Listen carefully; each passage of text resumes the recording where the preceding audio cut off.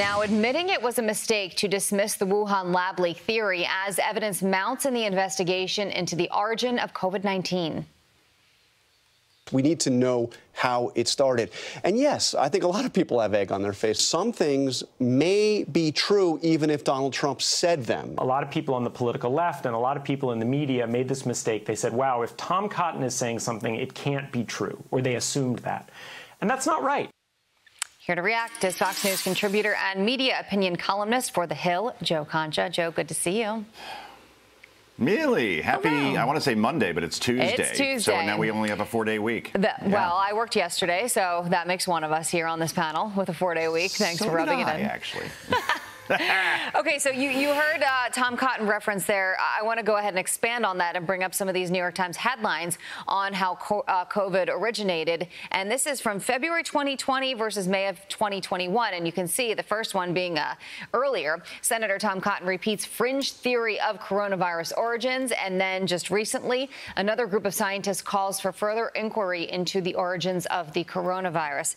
Joe, what is the big problem with reversals like this and just dismissing theories when we didn't have the answer then and we still don't have the answer now? Right, Mealy. And how could we have the answers then when Tom Cotton first brought this up in February 2020, when just a couple of weeks before that, major journalists from the New York Times, the Washington Post, the Wall Street Journal were expelled from China. We had no boots on the ground. So how could anybody verify what Tom Cotton was saying was wrong to call it a fringe conspiracy theory when there was no way at the time that we had all the facts in? And by the way, when we hear that, oh, the media made a mistake, it's not a mistake. This is what happens when you have the media picking a side, when it roots against a team or a party or a president, in this case, in Donald Trump at the time. And because remember, Tom Cotton or Trump, they weren't dismissed as, no, I don't think that, this is possible. They were called conspiracy theorists. Then it got personal. You see the headlines. Why coronavirus conspiracy theories flourish and why it matters. That was another New York Times headline. Or the Washington Post. Tom Cotton keeps repeating a coronavirus conspiracy theory that was already debunked. Egg on face, you betcha, but you're not going to see much in terms of accountability or real apologies from publications and news outlets because that just ain't in the DNA anymore. Do you think if anyone else were president last year, that this whole conspiracy theory idea would have even been coming out?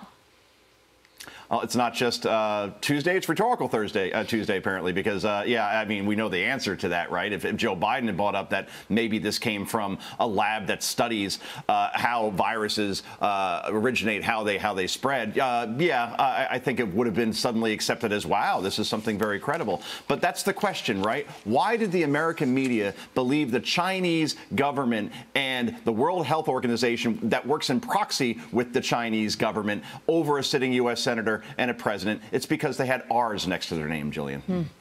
All right, let's talk about this here for a second, because the New York Times seemingly suddenly laments cancel culture when journalists and Democrats are targeted. You can see this portion here. It says our digital past weren't supposed to be weaponized like this.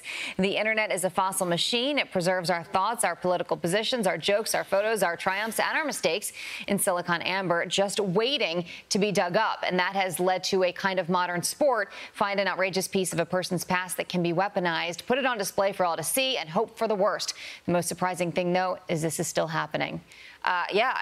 We've been talking about this for a while. I feel like we had conversations a year ago on this show with you saying, why are things that people said and did 20 years ago all of a sudden the thing that cancels them today when you're 20 years older now, wiser, and you grow and change as a person?